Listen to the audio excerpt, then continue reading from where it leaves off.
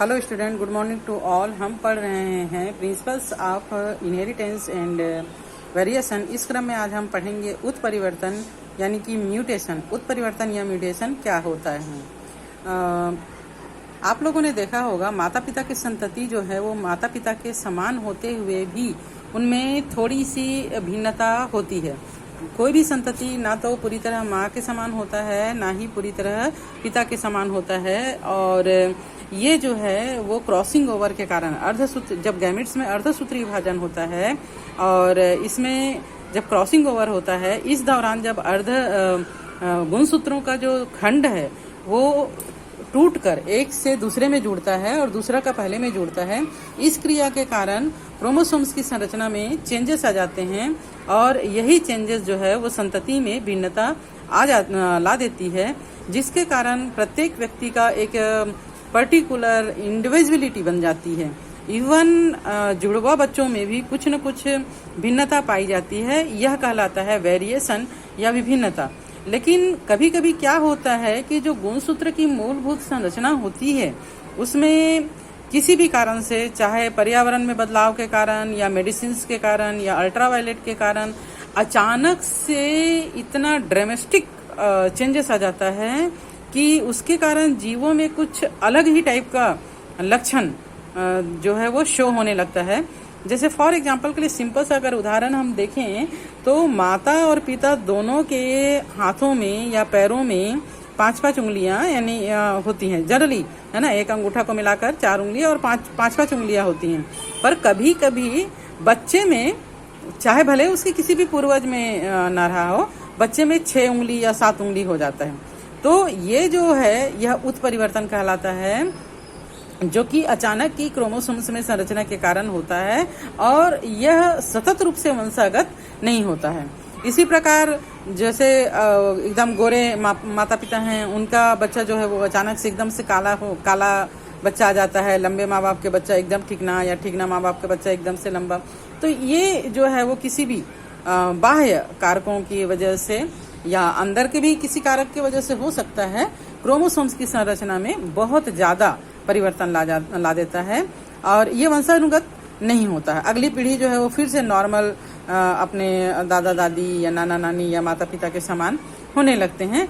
तो इस प्रकार का जो परिवर्तन होता है उसे उत्परिवर्तन या म्यूटेशन कहते हैं और इस प्रकार उत्पन्न संतति को म्यूटेंट यानी उत्परिवर्ती कहते हैं। सबसे पहले डच वैज्ञानिक ह्यूगो डी ब्रीज ने 1901 ईस्वी में इवनिंग प्राइम रोज पौधे पर वंशागति का प्रयोग किया और प्रयोग के उपरांत उनको कुछ ऐसे पौधे मिले जो इवनिंग प्रीम रोज के आकार से काफी बड़े थे। जनरली नॉर्मल जो प्रीम रोज के पौधे होते हैं उनसे वो काफी बड़े थे और उनके फूल भी अलग प्रकार के थे। इस आधार पर उन्होंने इन पौधों को उत्परिवर्ती या म्यूटेंट कहा और बताया कि अचानक ही एक पीढ़ी से दूसरी पीढ़ी में कुछ नए पौधे उत्परिवर्तन के कारण यानी क्रोमोसोम्स में परिवर्तन के कारण उत्पन्न हो गए। तो इसका कारण उन्होंने उत्परिवर्तन या म्यूटेशन बताया। बाद में अध्ययन से पता चला कि इवनिंग प्रिमरोज एक साधारण द्विगुणित पौधा होता है। इनमें क्रोमोसोम्स का जो उपस्थिति है वो जोड़ों के रूप में होती है। क्रोमोसोम्स की संख्या 14 यानी 2n=14 होती है। लेकिन उत्परिवर्तन से पैदा हुए बड़े पौधों जैसे कि आइनोथेरा गिगैस में क्रोमोसोम्स के 4 सेट हो जाते हैं, अर्थात ये साधारण पौधे से भिन्न हो जाते हैं और इसे ही टेट्राप्लाइड या पॉलीप्लाइड कहा जाता है। उत्परिवर्तन कायिक कोशिकाओं और जनन कोशिकाओं दोनों में हो सकता है ना। रिप्रोडक्शन जो रिप्रोडक्टिव क्रोमोसोम्स होते हैं उसमें भी हो सकता है, या फिर जो बॉडी का निर्माण करने वाले कायिक क्रोमोसोम्स होते हैं उनमें भी हो सकता है। तो उसका असर कायिक कोशिकाओं में या रिप्रोडक्टिव कोशिकाओं में दिखता है।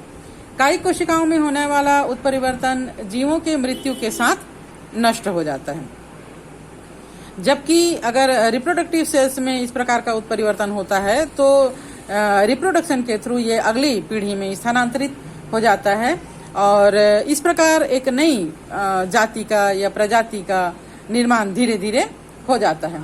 आगुनित पीढ़ी कोशिकाएं उत्परिवर्तन के लिए उपयुक्त होती है, क्योंकि इनमें उत्परिवर्तन अधिक रूप से स्पष्ट रूप से दिखाई देता है। अगुणित है तो इनका तो क्रोमोसोम्स का जोड़ा होता ही नहीं है, इसलिए अगर क्रोमोसोम्स की संख्या में 1 या 2 या ज़्यादा भी फर्क आ जाता है तो ये जो है वो जीवों की संरचना को परिवर्तित करने के लिए स्पष्ट होता है। लेकिन जो द्विगुणित जीव हैं उनमें जब क्रोमोसोम जोड़े में होते हैं तो इनमें परिवर्तन की संभावनाएं बहुत कम होती हैं। एक या अधिक जीनों में हुआ उत्परिवर्तन एक या अधिक लक्षणों को प्रभावित कर सकता है, या अनेक जीनों में हुआ उत्परिवर्तन सिर्फ एक लक्षण को भी प्रभावित कर सकता है। कभी कभी एक ही जीन के उत्परिवर्तन से अनेक लक्षण पर उसका असर पड़ता है। जैसे मटर के पौधे में एक उत्परिवर्तन से फूल का रंग लाल से सफ़ेद और बीजावरण का रंग भूरे से सफ़ेद हो जाता है। इस प्रकार के उत्परिवर्तन को बहुप्रभावी उत्परिवर्तन कहा जाता है। तो इस प्रकार अगर हम उत्परिवर्तन के प्रकार को देखें तो वृहद उत्परिवर्तन, लार्ज म्यूटेशन और माइक्रो म्यूटेशन, ये सभी विभिन्नताएं जो फिनोटाइप में दिखाई देती है, बाहर से दिखाई देती है, वृहद उत्परिवर्तन कहलाता है ना। यहाँ पर क्रोमोसोम्स के एक छोटे से भाग में नहीं बल्कि बड़े भाग में उत्परिवर्तन हुआ रहता है। इसके अंतर्गत क्रोमोसोम्स की संख्या और संरचना जो है वो इसमें परिवर्तन होता है, जिसके कारण उसके किसी भी अंग में, जैसे 6 उंगलियों का पाया जाना या रंग का पाया जाना, है ना, जो काले आंख वाले माता पिता हैं वो हरे या भूरे रंग के आंख वाले बच्चों का पाया जाना, इस प्रकार इसका उदाहरण हम ले सकते हैं। दूसरा है सूक्ष्म उत्परिवर्तन, स्मॉल म्यूटेशन और माइक्रो म्यूटेशन। ऐसी विभिन्नताएं जो जीनोटाइप में होती है, यानी केवल जीन्स में होती है, एक छोटे से भाग में होती है, उनको सूक्ष्म उत्परिवर्तन कहते हैं।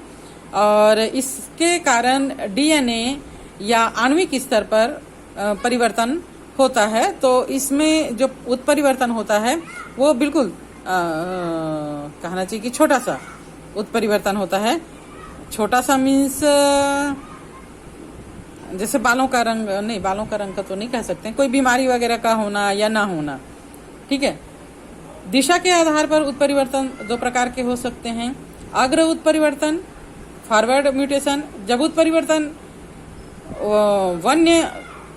अन्य गुणों से आगे की ओर होता है तो उसको अग्र उत्परिवर्तन कहते हैं। जैसे मटर के रंगीन पुष्प वाले वन्य पौधों से उत्परिवर्तन द्वारा सफेद पुष्प वाले पौधों का बनना, ये जो है वो अग्र उत्परिवर्तन।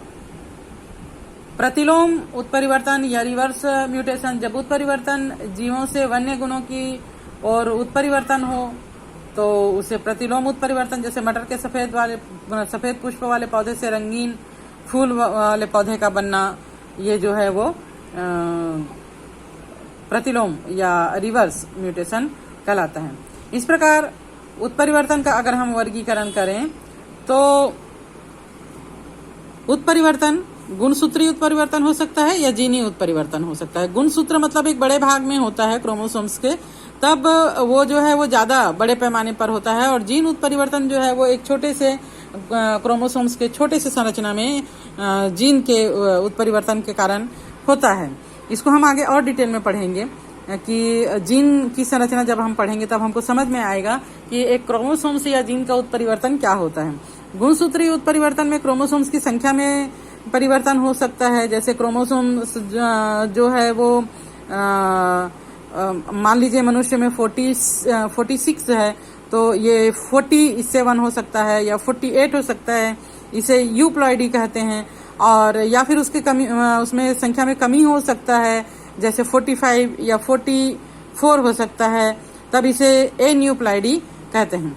या फिर क्रोमोसोम्स की संरचना में परिवर्तन हो सकता है, जैसे कि जो अग्रभाग में क्रोमोसोम है वो मध्य भाग में या पश्च भाग में आ जाए, या मध्य भाग का क्रोमोसोम अग्रभाग में या पश्च भाग में चले जाए, तब यह क्रोमोसोम्स की संरचना में परिवर्तन ला देता है।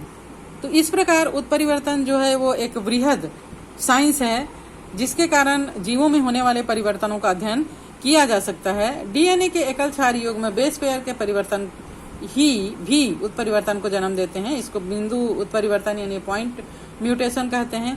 इस प्रकार के उत्परिवर्तन का पाया जाना इसका उदाहरण जो है वो दात्र कोशिका अरक्तता सिकल सेल एनीमिया नामक रोग है। और डीएनए के क्षार में युग्म के घटने बढ़ने से फ्रेम शिफ्ट उत्परिवर्तन भी उत्पन्न होता है। उत्परिवर्तन का जो जन्म है यानी उत्परिवर्तन का जो कारण है वो रासायनिक कारण से या भौतिक कारण से हो सकता है। इन्हें उत्परिवर्तन जन जो उत्परिवर्तन का कारण बनते हैं उनको उत्परिवर्तन जन या म्यूटाजन नाम दिया गया है। पराबैंगनी विकिरण जीवों में उत्परिवर्तन कर देते हैं। तो इस प्रकार पराबैंगनी विकिरण जो है वो एक उत्परिवर्तन जन या म्यूटाजेन ही है जो म्यूटेशन को उत्प्रेरित करते हैं, उसे हम म्यूटाजेन कहते हैं।